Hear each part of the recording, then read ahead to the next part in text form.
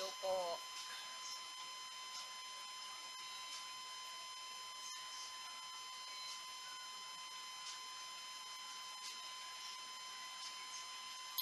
Hello po. About po ito sa nangyayari sa Marawi City sa ngayon. Nananawagan kami kung pwede po, ano yung media sa ngayon. Wala po kaming nakikitang media na parang hindi namin feel na kasama kami sa Pilipinas ngayon. Maraming mga tao yung takot na takot ngayon dahil hindi kami sanay sa ganitong sitwasyon. Sana nananawagan po ako sa mga MILF, MNLF, yung mga matatapang na rebelde. Sinusuportahan ko pa naman yung mga MNLF. Sana po dito natin makita kung talagang karapat dapat kayo na maging na mabigyan ng posisyon sa BTC o yung sinasabi niyong Bangsamoro Transitional Commission. Kayo yung mga pinili ng presidente na karapat na mga leaders. So sa ngayon, dito po natin makikita or dito po natin masusubukan yung kakayanan yung mag-negotiate. Pakiusap po namin sa mga sundalo, please lang po, minimize po natin yung pagbubomba. Wag po yung ganon.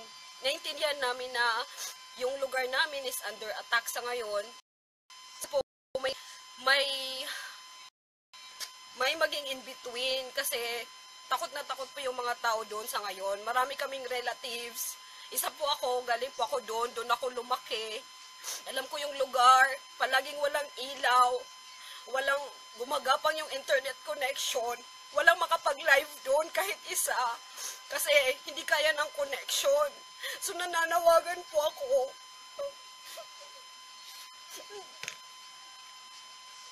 Nananawagan po kami kasi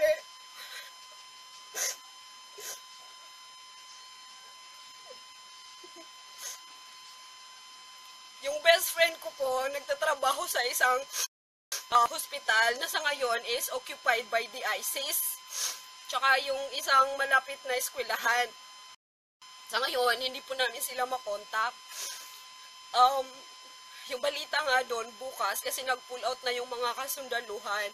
Bukas, mas maraming barel na maririnig tsaka bomba. Pakiusap lang po, wag muna sa ngayon yung mga sundalo. Kung pwede muna ipa-evacuate yung mga kababaihan tsaka yung mga bata.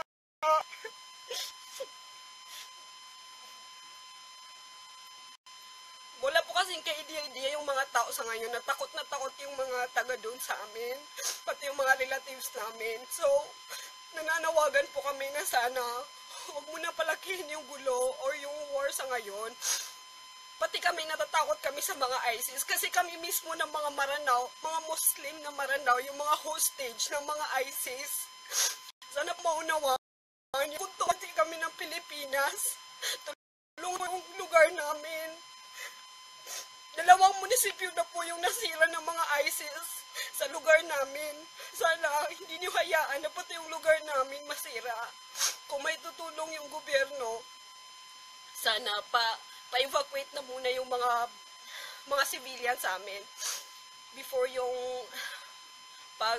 before ng reinforcement ng mga kasundaluhan. Sana po may tulong kayo.